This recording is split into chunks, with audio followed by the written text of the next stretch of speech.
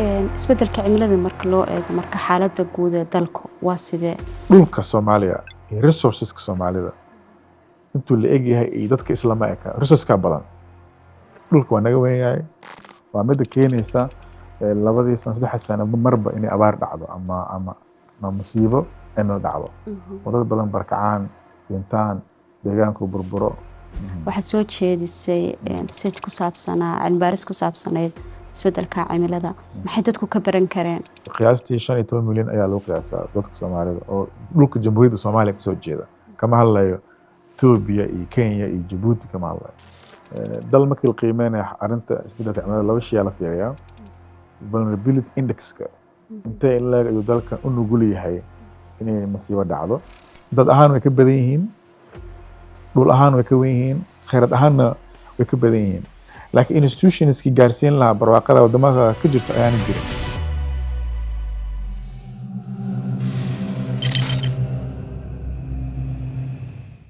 kusoo dhawaada dadka iyo deegaanka podcast oo aynu uga hadlayno cimilada nabadda iyo sida Afrika ay uga badbaadi karto dagaalada gudaha isbeddelka cimilada wuxuu ka mid yahay waxyaabaha khataraha ugu waaweyn ee ay maanta wajahaan dalal badan oo Afrika ka mid ah Soomaaliyana ay ka mid tahay abaarta iyo waliba daadadkuna sidoo kale qayb bay waxay ka yihiin waxyaabaha sababa barakaca marka ay noqoto dadaalo la wado oo dadka deegaanka ay sameynayaan iyo hardan badan oo kala duwana laftigoodu kheyraadka iyo waxay ka mid yihiin waxyaabaha oo dadaalada keena inaan aysa soo noqnoqon colaaduhu markii loo eego isbeddelka cimilada saameynteeda ee dagaalada barnaamijka maanta waxaan uga hadli doonaa isbeddelka cimilada iyo markii loo eego xasilooni darrada siyaasadeed ay isugu biiraan dagaalada iyo waliba khilaafyada ka dhasha gudaha oo cakirma waxa igala qayb qaadanaya oo arintaasi ka hadli doona agaasimaha macadka cimilada iyo deegaanka oo raacsan jaamacadda Simad Maxamed Cukaash oo dhawaan daabacaad ka sameeyay daraasad ku saabsan arintan ay maanta ka hadlayno uu soo dhaweynaya waa kuma Maxamed والله ما سنتي مخير aad baan u faraxsanahay inaan barnaamijkan marti ku ahay magacaygu dhameystiran waxaa la yiraahdaa Maxamed Cukaash Sugu waxaan Sugu waa magac oo Soomaali rasmi ah Soomaali badankood lama baxaan ayaa laga yaabaa laakiin deegaano qaarkood waxaa ka maqlaysaa magaca Sugu dad la baxayo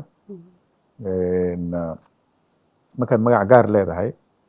waa fursad dadka badan kuma ilaawayaan oo magacaaga unique ah moogtahay fursad dadku ku sii xifdin ku xasuusan karaan waxaan hadda agaasimo ka ahay macadka cimilada deegaanka jaamacadda Simad oo macad cilmi baariseed ah oo ka shaqeeya arrimaha deegaanka cimilada tamarta biyaha wixii la xiriiro deegaan oo dhan waxaan ka sameynaa cilmi baarisyo waxaan ka sameynaa waxbarasho dadkan tababaro iyo koorsooyin aan u sameynaa sidoo kale wacyigelin arrimaha deegaanka la xiriirana waan sameynaa maadaama aqoonta iyo fahamka iyo wacyiga ku aadna arrimahaas aad u hooseeyaan dalkeena marka la fiiriyo dhibaatooyinka dhashana aad u fara badan yihiin marka laakiin intaas ku filan tahay isbarashadaada soo dhawow maxaa kugu dhiirigeliyey marka inaad baartid arrinkani la xiriirka ka dhexeeya isbeddelka cimilada iyo dagaalada qaaradda Afrika dabcan shaqadaydu waxay ka mid tahay in cilmiga aan baarno cilmi aan sameyno cilmigaas oo waxtar u leh nafci u leh bulshada arinta conflictska iyo government stability iyo climate change isku saameeyana waxay noo ahayd waxyaabo priority aan saareyno oo in wax ka barano daraasadan waxay baaraysay saameynta isbeddelka cimilada markay dhacaan iyo xasiloonida dowladaha ay ku yeeshaan khilaafaad inay dhacaan marka iskoobkeeda aad buu u balaarnaa wadamo 14 dal oo sub-Sahara Africa ayaan fiirinaynay oo data oo panel data loo yaqaan ayaan isticmaalaynay Soomaaliya wadamadaasi ka mid tahay Soomaaliya weliba wadamada badankood oo baarista ka sameynaynay duruufo u dheer u gaar ah ay Soomaaliya sii leedahay oo ay ka mid tahay waxa afsheel u yahay fragility oo wax kastoo Soomaalidu leeyihiin oo institutionska badankeed ah oo wax daciif ah sidii loo baahnaa u shaqeynaynin tusaale hay'adihii dawliga oo kale kuwa badan loo baahnaa inay jiraan ma jiraan oo deegaanka iyo dalka u shaqeyn lahaa kuwa badan oo jirana sidii loo baahnaa uma shaqeynayaan oo capacity-gooda ayaa liita ama resourceska ayaa ku yar ama khayraadka ku yar ay ku shaqayn lahaayeen. Marka taa waxay sababaysaa markuu dalku noqdo dal aad u nugul oo dhibaato kasta ku dhici karo. Qof oo yani difaaca jirkiisu liito, wax kasta ku dhici, cudur kasta ku dhici kara. Saas oo kale marka isbeddelka cimilada Soomaaliya hadda waxay ka mid tahay wadamada aad ugu nugul oo 10ka dal kuwa ugu liita in terms of awood iska caabin leh ayaan ka mid nahay. Taasoo micnaheedu tahay inay abaar dhacdo, daadad loo barakaco ama duruuf kale oo cimilo dhacdo aad ay u fududahay Soomaaliya marka la joogo. Waa midda keenaysa 2 sano 3 sano marba inay abaar dhacdo ama musiibo cimilo dhacdo. oo dad badan barakacaan, dhintaan, deegaanku burburo oo dhibaato kasta oo nooc kasta leh ay sababto. Taa marka waxay xiriir la leedahay anagoo duruufo oo yani oo dowlad yari ama dowlad daciif leenahay oo cimilada nagu darsatay waxay sababaysaa marka dadku inay isqabsadaan oo conflict yimaado meelaha qaarkood oo baadiyaha u badan dagaalku. taana marka waxaa sabab u ah marka resourceska oo dadka raadinayeen oo biyo ha noqdaan ama dhul ha noqdo ama daaqsin ha noqdo ayaa dadku isku qabsanayaan. caadiyan dhaqaalaha cilmiga dhaqaalaha waxaa la yidhahdaa resourceska waa scarce, wuu yar yahayba sidiisaba, kuma filna kuma filna. marka waxaa imaanaysa marka dadku inay tartan u galaan ama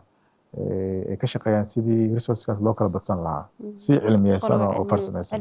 laakiin haddii markii baadiyaha la joogo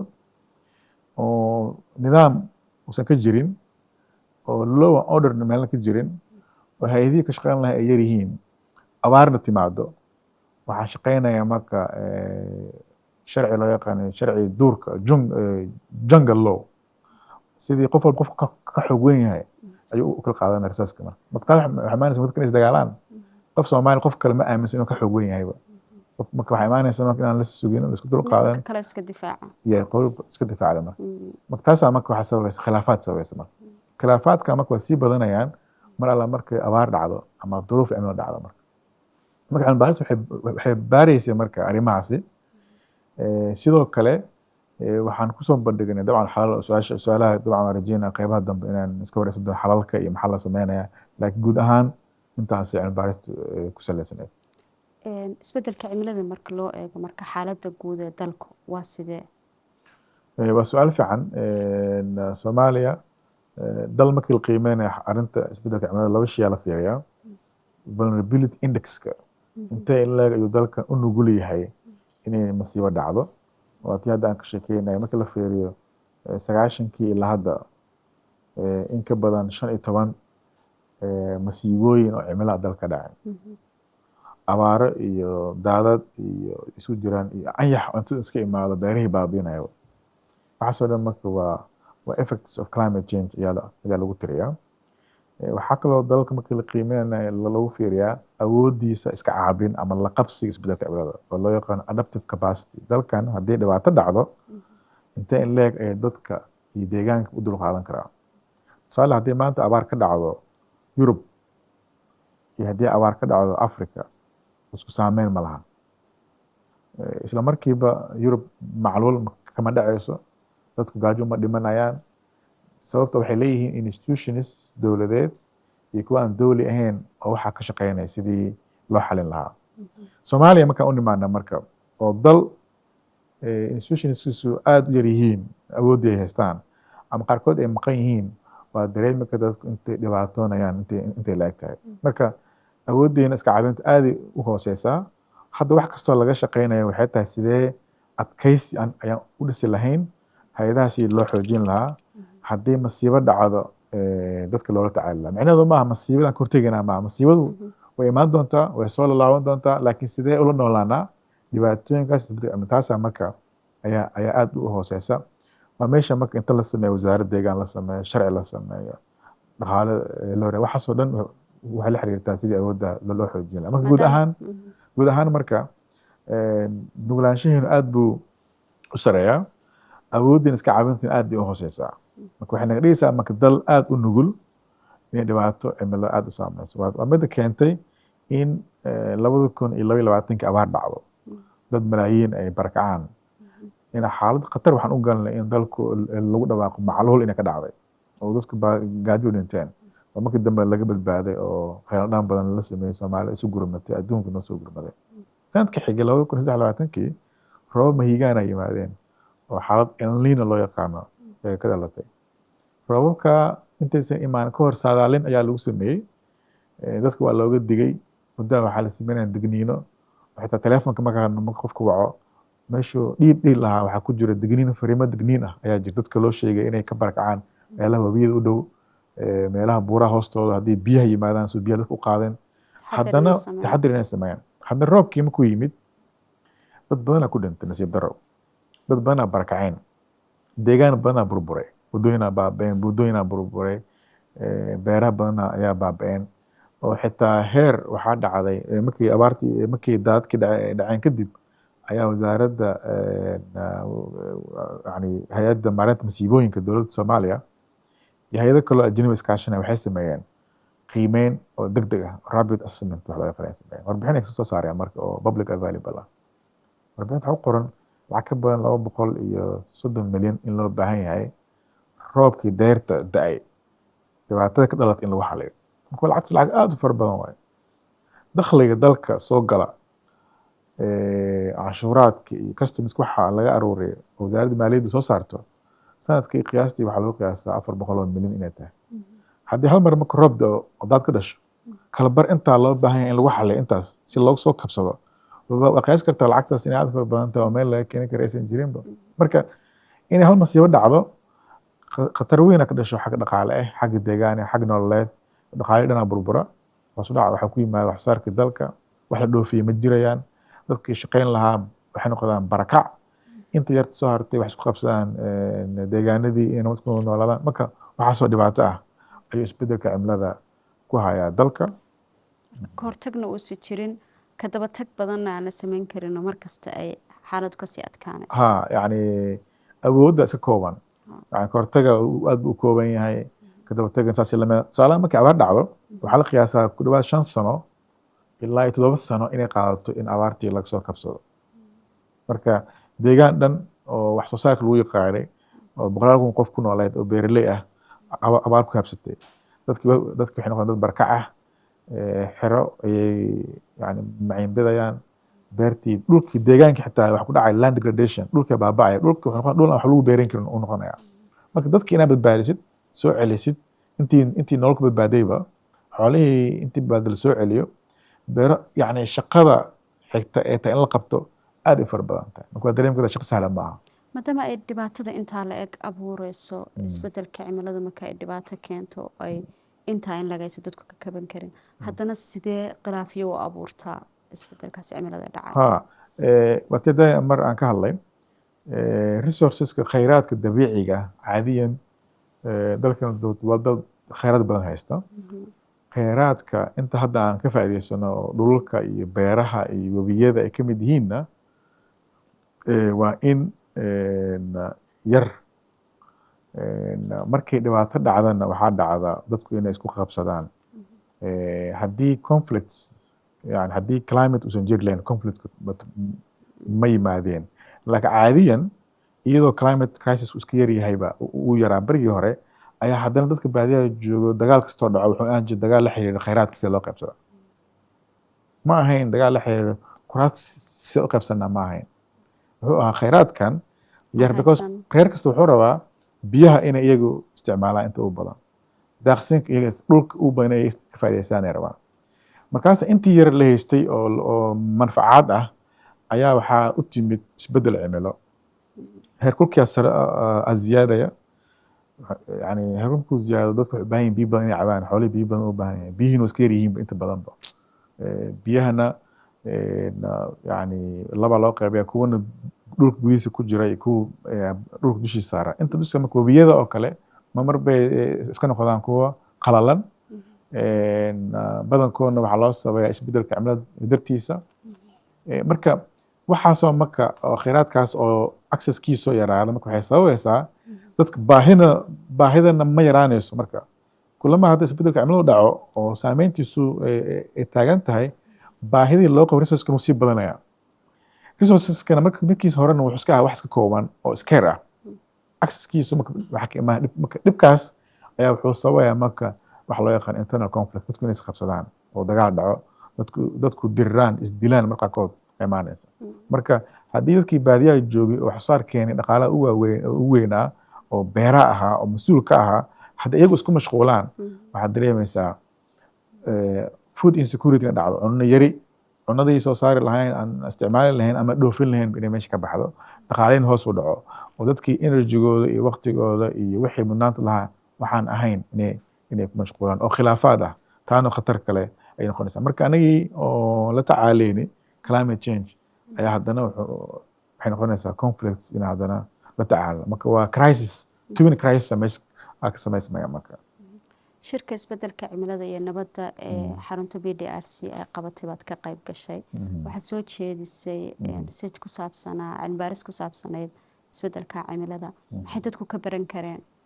dabcan waa su-aal fiican shalay ayaan soo jeediyey warqadda waana su-aalo badan oo macno leh oo maangal ayaa ka dhashay dadku inta badan xoog badan ayay raadinayeen cilmi baarisada noocan oo kale iska kooban yihiin caadiyan in dalka laga sameeyo weliba dad Soomaali intii qoraan oo sameeyaan oo perspective Soomaali ay kusoo bandhigaan dabcan cilmi baarista waxay qayb weyn ka ahayd gudaha shirka doodihii yaalay oo ah sidee xasilooni iyo nabadgeliyo wada noolaansho loo dhisi karaa loona xoojin karaa iyadoo duruufahan jiraan marka cilmi baaristan soo bandhignay su-aalaha qaarkood weydiinaysay ayaa in badan oo ka mid ah ay ka jawaabaysay warqadda xalal waara oo xalal practical ah waan soo bandhignay inkastoo warqadda kadib su-aalo badan ka dhashay oo waqti ku filan loo helin aan rajaynayo broadcasting dadku markay daawadaan inay uga bogan doonaan waxa ku jira warqadda iyo cilmiga xambaarsan marka researchkan sameynaysay xaaladaha kala duwan ee dalal kala duwan aad baaraysay maxay ahaayeen kororka dadka iyo cadaadiska kheyraadka ee sii xumaanaya waron waxyaabaha variableska aan baarin waxaa ka mid ah demographic factor tusaale ahaan dadku hadday bataan wujse wax wanaagsan dhaqaalana u wanaagsan waxaa abuurmaya marka baahida loo qabo resourceska kheyraadka biyo ha noqdaan dhul ha noqdo iyo wax lamid ah iyo fursado kaleba dalalka marka stadiumka wada sameynayni isku duruufo ma aha sub-saxara Africa 14 dal aan ka sameynay dalal waxaa ku jira aan weligood aan ka dhicin dagaalo sokeeyo dowladahooda weligood aan burburin sida tusaalahan Kenya oo kale Tanzania oo kale Uganda oo kale weligood wax Soomaaliya ka dhac kama dhicin annaga marka 65 sano oo dal Soomaaliya la yiraahdo aan nahay ayaa haddana waxay noo dheer 30 sano ka mid ah inaan dal nabad iyo xasilooni waarta iska jirin marka isku duruufo ma nihin marka qaarkood laakiin haddana waxaa ka wada regionkaas oo sub-Saharan Africa la yiraahdo ayaan ka wartaysanahay qaarkood dhaqaalaha marka la fiiriyo category oo least developed countries la yiraahdo ayaan ka wartaysanahay marka arrinka ah demographic koritaanka dadka waa arrin muhiim ah dhanna haddii loo fiiriyo waa faa'iido because waa resource human resources way dadkan waxay ka shaqeynayaan sidee dalkan u horumari lahaa kheyraadkiisa looga faa'iidaysan lahaa waan anaga dad Soomaalinahay dadka inay bataan oo u baahannahay leanna taariikhda waxay qiyaastii 15 milyan ayaa loo qiyaasaa dadka Soomaalida oo dhulka jamhuuriyadda Soomaaliya kasoo jeeda kama hadlayo Ethiopia iyo Kenya iyo Djibouti kama hadlayo haddana dhulka Soomaaliya iyo resourceska Soomaalida intuu la eg yahay iyo dadka islama eka resourceska badan dhulka waa naga weyn yahay kheyraadka oo bixinaya jira oo siyaabo kale looga faa'iidaysan karo u baahan yani in laga fikiro sidii ugu sahlnaa looga faa'iidaysan lahaa laakiin inta yar oo amni darada iyo colaadaha oo fragility 30 sano ku jirnay ee sababtay ayaa waxay keentay dadku magaalooyinkooda inay ku aruursan yihiin hadda markaad garow imaanaysid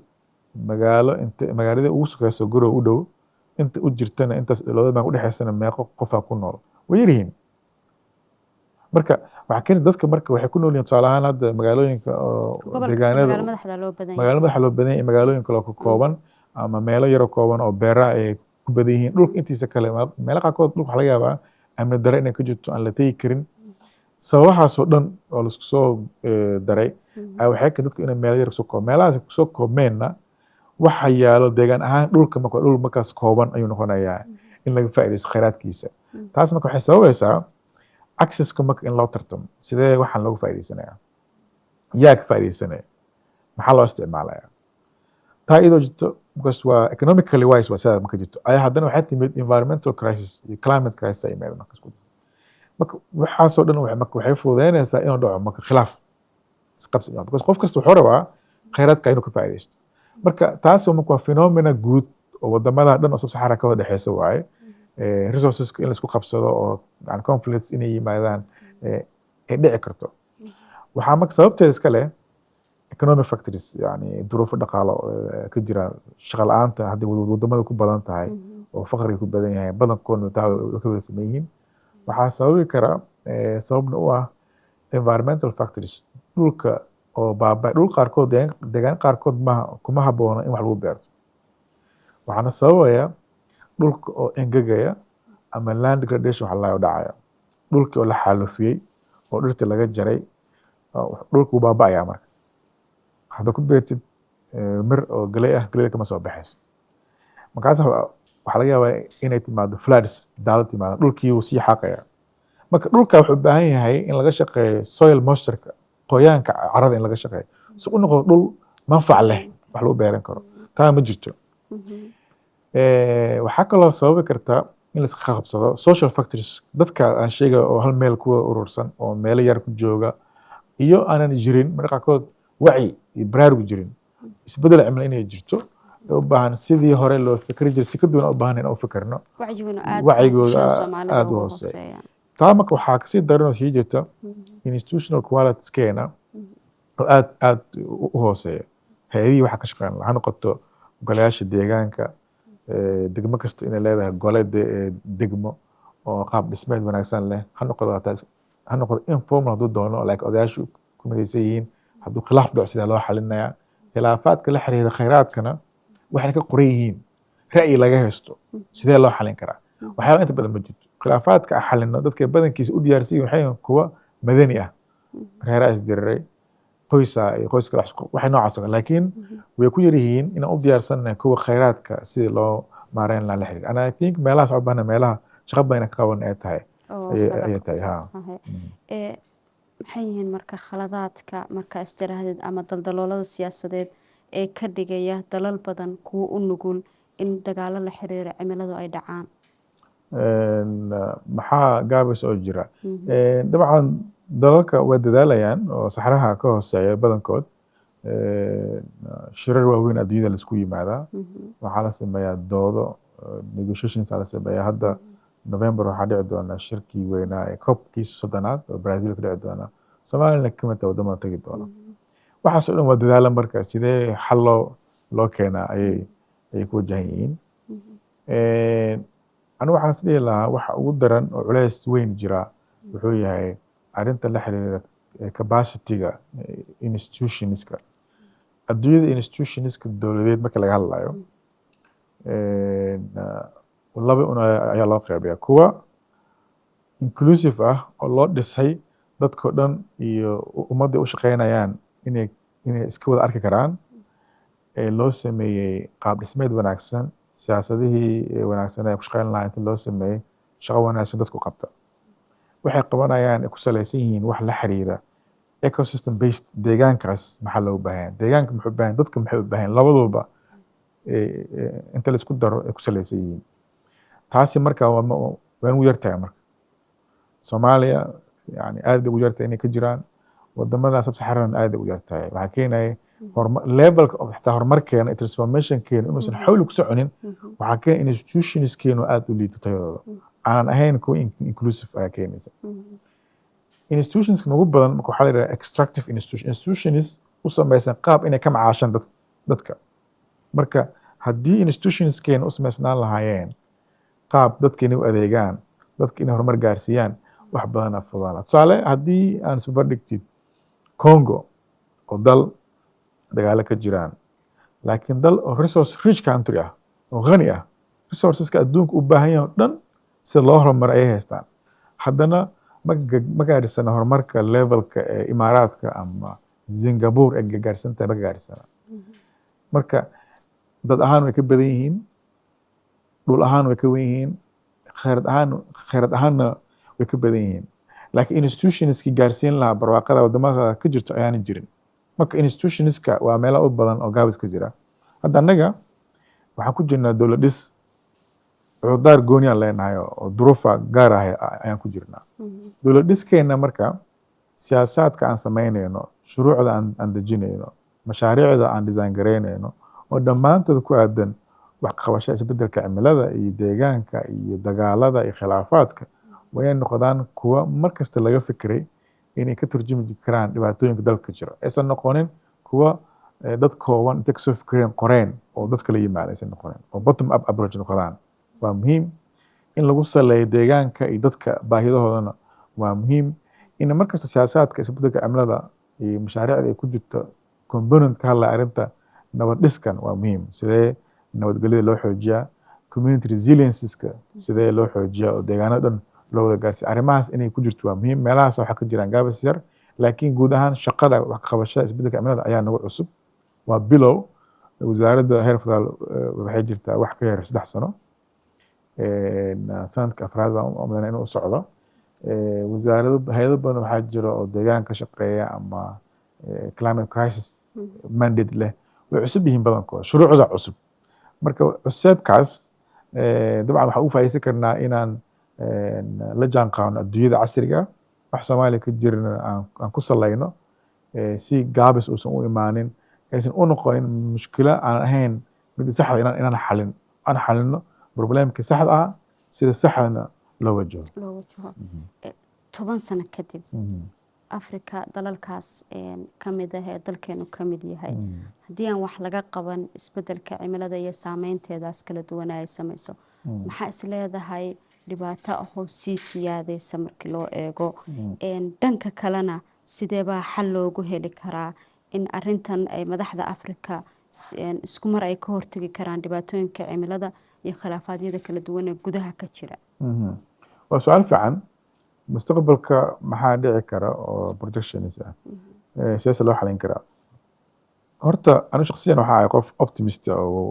rajadiisu fiican tahay oo khayr badan rajaynayo. laakiin markaad akhrisid warbixinada soo baxaya yani baaris samaysid science-ka yani siduu sheegayo iyo projectionska kuwa qurux badan maaha. tusaale 100 sano kadib, 50 sano kadib, 30 sano kadib heerkulku sii badan doonaa haddii sida hadda wax usii socdaan waxba laga qabanin. business continues as usual. temperature hadduu sii ziyaado marka maxaa dhacaya? waxaa dhacaya biyihii inay yaraadaan, waxaa dhacaya dadku inay barakacaan. meelaha qaarkood waxay noqon doonaa meelo aan lagu noolaan karin oo unhabitable oo bani'aadam aan joogi karinba. beeraha iyo dalaga aan beerano waxaa jira temperature mucayama loogu talagalay inay ku baxaan. haddii 40, 45, 50 hadduu gaaro waxaa dhacaya dalag inuu bixi waa dhacaysa. marka mararka qaarkood markaad aragti newska waxaad arkaysaa magaalooyin wadamo dowlad ka jiraan oo shaqeyn casri ah ayaa kuleelka oo ziyaaday 40 gaar darteeda calaamadaha jidadka la dhigo oo traffic isticmaalaan iyo road science loogu talagalay ayaa qaarkood oo plastic ah waxaa ku dhacay melt inay iska dhalaadaan because of temperature. qiyaas bal maxaa ku dhici kara marka geed baxaya, galey baxaysa oo kale maxaa ku dhici kara? marka crop failure waxa la dhacaya, xoolihii dadkii kuma noolaan karaan, xoolihii iska daayaba. marka projectionska marka ma qurux badna. waxaana keenaya kulama hawada aan sii wasakhayno. wasakhowgaas hawada marka waa arrin caalami ah oo Afrika u gaar ahayn. Afrika dhibta hadda ka sheekeyno dhan asalkeeda sababteeda anaga ma bilihin mada Afrikaan ama Soomaalina. Afrika oo dhan waxaa la qiyaasaa inaan wax ka banan 4% wasakhowga hawada inuu fidayso. waxaa ka badan China kaligeed, waxaa ka badan Mareykanka, waxaa ka badan Midowga Yurub. bas waxay leeyihiin warshado wax kastoo adduunka oo socda oo shaqeeya oo product soo saaro dhan meelahaas ka yimaadaan. oo anaga suuq u habo. marka waad dareemi kartaa inay isticmaalayaan warshadahooda gaas iyo shidaal aan u wanaagsaneen deegaanka u wanaagsaneen. aysan isticmaalin renewable energy. marka discussionska adduunyada ka socda wuxuu yahay sidee dhaqaalaha loo horumariyaa, deegaankana loo ilaaliyaa oo loo isticmaalaa renewable energies tusaalahaan qaabka la isticmaala Soomaaliya waxaa ka mid tahay wadamada oo ilaahay ku maneystay kheyraadkaas oo qoraxda arkaysid waa kheyraad u baahan ka faa'iidaysano koronto aan ka dhalino aan shidaal isticmaalna shidaal aan gubin si deegaanka u wanaagsanaa dhaqaalahan u kordho marka projectioniska marka the only problem u dhici kara wuxuu yahay haddaan waxba la qabanin siday maanta ku socdaan oo emissionska iyo actionka oo kooban ay ku socdaan mustaqbalka sabab qurux badan ma muujinayo laakiin waxaa jirta rajab weynaa jirta oo ah waxaa jira heshiis loo yaqaan Paris Agreement ee Soomaaliya qayb ka tahay heshiiska wuxuu dhigayaa wadamada xubnaha ka heshiiska Paris artikelkiisa afraad wuxuu dhigayaa in ay sameystaan waxa loo yaqaan NDCs Soomaaliya wadamada sameystay qorshahaasi oo yareynta diqowga hawada ay ka mid tahay NDC kii saddexaad ayaa leenahay oo si fiican u qoran si fiican loo qorsheeyey oo weliba ka wanaagsan kuwo badan wadamo badan oo Afrikaan haystaan waxaa jira siyaasadda loo yaqaan siyaasadda la qabsiga isbeddelka cimilada oo National Adaptation Plan oo Soomaaliya ay leedahay Soomaaliya hadda waxay leedahay sanduuqa wax qabashada isbeddelka cimilada loo yaqaan National Climate Fund waxaasi waa horumar waa progress fiican la sameeyey waxyaabaha aan leenahay iyo kuwo badan oo naga maqano hadda qorshahooda aan rajeynayo inuu socdo iyo samaysankooda wadamada la midka oo saxaraha ku yaal way leeyihiin badankood way leeyihiin marka maxaa cabsi oo jirto khatar imaan karta waxaa imaan karta kaliya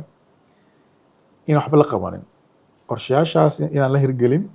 hay'adihii sidii loo baahnaa oo wanaagsanaa oo dadka shaqeyn inclusive inay noqdaan oo hay'ado fiican oo shaqeyn inaysan noqonin ayaa cabsida ah marka the problem meesha ma ahan problemka muxuu yahay xalku muxuu yahay waa la yaqaanaa labada wax dhib badan ma laakiin shaqeyn la qabto gaabka jira wuxuu yahay in action waxba in la qabanin taa marka waxay sababaysaa dadku waan sii dhintaan khatartu sii badato vulnerabilitygeena uu sii ziyaado awooddeena la qabsiga ee hoos sii jirto taasna marka waa khatar waa meesha marka ay imaanayso in la yidhaha climate change is existential threat waa khatar jiritaanka ummadeed yani in Soomaaliya si ahaato 100 sano kadib khatar kaga weyn maanta ay haystaa ma jirto isbeddelka cimilada ahayn dhulkan iyo deegaanka dhan ayuu khatar wuxuu gelinayaa inuu noqdo meel aan ugu noolaan karin marka waa dareemi kartaa culeysku uu leeyahay isbeddelka haddaan waxba la qaban marka the only thing aan ii muuqdo wuxuu yahay inaan shaqadii loo baahnayo inaan la qabanin kaliya aan warkeena ugu soo koobno waxa aan shir waxaan sameynay wada hadal waxba aan ku heshiinay laakiin waxba inaan la qaban taasaa ay noqon doontaa midda cabsida weyn jirta laakiin mustaqbalka waxaan rajeynayaa in isbeddel weyn dhaco dadaalada hadda la wado inaan ku boorin hay'adihii shaqada kulaha shaqada inay fuliyaan maadaama tacliintii iyo baraha bulshada rayidka iyo akademiyada aan nahay taasaan xooga saareyna in dowladdii aan buush gareyno aan caawino kala shaqeyno sidii waxaan horgeli lahaayeen oo doorkaasi aad idinku qaadataan dabcan waa doorka hay'adaha cilmi-baaristu wada leeyihiinba marka taa haddii aan sii xoojino waan iska habeynaa waxaan rajeynaa shaqo fiican inay qabsoonto inay kasoo baxdo waxaad qayb ka ahayd dadka kala duwanaa ee ay BDRC kusoo casuuntay shirka isbeddelka cimilada nabadda iyo amniga waxaa la keenay khuburo kala duwan bulshada miyi magaalaba Soomaalida way isku yimaadeen waxaa la wadaagay oo lasoo bandhigay researchyo iyo sheekooyin la xiriira arrimahaas isbeddelka cimilada ee nabadda iyo amniga maxaa is leedahay dadkaasi shirkaasi markuu dhamaado kadib way bedeli doonaan oo waxbaa kasoo bixi doona waa su-aal fiican dabcan khudbadaha iyo doodaha meesha ka dhalinaya badankood waxay baarayeen xalka muxuu yahay maxaa xalka u yahay dabcan anaga naftirkeena xal macquul ah oo balaaran oo practical ah ayaan soo bandhignay arrintan isbeddelka cimilada guud ahaan sidee wax loo qaban karaa iyo gaar ahaanba markay saameynayso nabadgelyada iyo dhaqaalaha iyo nooc kastoo bulshada iyo dhaqaalaha markay tahayba waxaan soo jeedin dhowr xalanaa soo jeedin oo qaarkood aan hadda ku dulmari karo waxaa ka mid ahayd in arrintan loo wajaho qaab loo yaqaano society approach whole society approach bulshada qaybaheeda dhan inay qayb ka noqdaan baadigoobka xalka iyo fulinta xalalkaba jaamacaduhu iyo guud ahaan bahda waxbarashada waxay leeyihin door ay leeyihin doorka inay qaataan ganacsatadu doorkooda inay qaataan dowladda inay door hogaamiye qaadato oo doorkeeda ciyaarto dhalinyarada beeraleyda saxaafadda bulshada qaybaheeda dhan inay doorkooda qaataan oo noqoto shaqo la wada leeyahay aysan shaqo dad gaar aysan lahayn aysan noqon maadaama isbeddelka cimiladu saameynayo sectorska oo climate sensitive-ka ah oo dhaqaalehina ku tiirsan yahay oo beeraha wax soo saarkii beeraha iyo dhaqashadii xoolaha ay tahay sectorska in la casriyeeyo oo wax soo saarkeena value chain-ka iyo value addition inta lagu sameeyo wax warshadaysan intaan dhoofino oo xataa lacag badan ka sameyno oo dakhli badan dalka soo galo sidoo si la midana qaabka waxbeerashadeena inaan ka dhigno qaab casri ah oo climate smart agriculture wax loo yaqaan adduunyada hadda isticmaalo in la sameeyo oo technology-ga aan isticmaalo aan wax u beeranin sidii wax loo beeran jiray 100 sano ka hor oo yaamba in waxba lagu beeran waxyaabaha soo jeedin waxaa ka mid ah maareynta biyaha in la casriyeeyo biyaha transboundarieska oo dalalka iskaga gudba oo webiyadeena oo dhinaca Ethiopia ka yimaadaanna inaan xal waaro aan u raadino sidii noqon biyaha biyo joogto ah oo sustainable dadkuna si wanaagsan u faa'iideysan karaan inaan ka shaqeyno biyaha dhulka hoostiisa ku jirana si farsameysan oo cilmi leh oo technology la isticmaala inta u soo saarano aan ka fikirno sida u waraabin karnaa beero oo large scale ah xoolahana uga faa'iideysan karaan si wax soo saarka u ziyaado marka taana waxay xikmad waxyaabahan soo jeedin waxaa ka mid ah waxyaabahan soo jeedin aqoonta asalka ee Soomaalidu leedahay oo loo yaqaano traditional knowledge-ka inta la baaro la qoro dadku dib loo baro lana faa'iideysto weliba iyadoo lagu dabaqayo casriga aqoonta casriga oo science iyo technology lagu dabaqayo aysan noqonin adduunka waxaan ka shaqeeyay aan soo guurino Soomaaliya keen aysan noqon ay noqoto adduunyada waxaan ka shaqeeya Soomaaliya waxaan ka shaqeyn jiray aan isku darno maxaa Soomaaliya u shaqeyn kara aan soo saarno dadka iyo deegaanka maxaa u shaqeyn kara aan soo saarno waxyaabaha kale soo jeedin waxaa ka mid ah inaan xoog saarno sidii mobilization loogu sameyn lahaa lacag ama resources financial resources ama climate finance waxa loo yaqaan because shaqooyinka ka sheekeyn oo dhan lacag u baahan yihiin ugu dambeyntii lacagaha marka waxay soo jiraan lacago Soomaalidu haysato iyo lacago aan Soomaalidu haysan marka labadaba in la baadigoobo oo dadka wax iska aruuriyaan sanduuqyo la sameeyo dadka qaran oo jiro iyadoo la isticmaalayo domestic lacag in la aruuriyo ganacsatada lacag aruuriyaan maalgelin in lagu sameeyo sectorskaas muhiimka lana casriyeeyo si loo yareeyo khataraha isbeddelka cimilada lacagaha kale oo banaanka yaalo caalamiga oo Soomaaliya ay xaq u leedahay inay ka faa'iideystaan inaan raadino oo keeno oo si wanaagsan u maareeno dadka iyo deegaanka loogu adeego marka intaas ayaan ugu muhiimsan waxyaabahan soo jeedinay shirku marka waa muxuu ahaa muhiim waqtigiisu yimid dabcan dadku inta isku yimaadaan oo dalka oo dhan isku yimaadaan oo qaybaha kala duwan bulshada inta isku yimaado iswareysato waa muhiim iswareysiga wax ka dhalanaya wada sheekaysi iyo talooyin iyo xalal iyo ra'yi ka soo baxaya ra'yigaasna waxaa ka faa'iideysanaya cid kasta marka aniga halkan waxaa ka laawdeena talooyin ganacsatada saas laba dawladda waxay helaysaa xogo ra'yi talooyin ay helaysaa dadkii deegaanka imaanaya rabitaankooda iyo duruufahooda ka sheekeynayaan marka waxay noqonaysaa meel lagu sheekaysto qolo walba baahideeda iyo ra'yigeeda kusoo bandhigto si xal waara loo helo marka war la helaa waa talo la helaa waana saasa waxa ugu muhiimsan isu imaatinka shirka dhan waxa ugu muhiimsan saas weeye marka I think waxaan u baahannahay shirka noocan inay bataan weliba aad loo daadajiyo oo deegaanada dhan dalka la gaarsiiyo dadka qaybadeeda kala duwan inay intay yimaadaan beeraleydu timaado xoolo dhaqatadu timaado dhalinyaradu timaado codkooda ka muuqdo xalku waxay u arkaan in dadka la wadaagaan dadkii Soomaaliya caawinaya intay yimaadaan marka waxaan u baahannahay platform aad u wanaagsan una baahan in la joogteeyo sheekaysiga noocan oo kale weliba mawaadiicda xasaasiga oo taawan nolosha maanta imada bari qofka Soomaaliga waa muhiim aad u mahadsan tahay Maxamed Cukaash agaasimaha macadka cimilada iyo deegaanka oo raacsan jaamacadda Simad mowduucaasi ku saabsanaa cimilada iyo nabadda sida Afrika uga badbaadi karto dagaalada gudaha ah kaga mahadcelinayna ka qayb qaadashada barnaamijka waxaa ka daawanaysan Dawan TV oo kaashanaya BDRC programkan ama iraahda podcastiga dadka iyo deegaanka anigoo Makhar Cabduuli Jaamac ayaa la socodsiinaysa intaanu daadihinayna barnaamijkan ku jirnay intaynu kuwa kale podcastyada dambe ku kulmi doono aynu ku wadaagi doono xogahaas dadka iyo deegaanka ku saabsanba waxaan kaga tagay sidaas iyo maanaam